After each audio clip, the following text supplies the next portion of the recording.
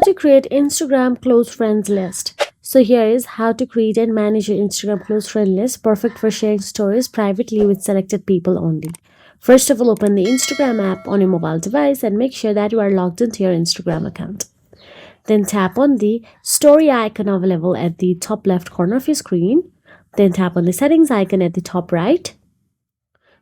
Once inside the settings, you will get to see story option available there. Simply tap on the story. Then tap on the close friends option available there. Now all you have to do is you will see a list of suggestions. Simply tap on the check mark option available right next to it to include them. You can also use search bar to find specific people, and when finished, tap on the done and your close friend list is now ready.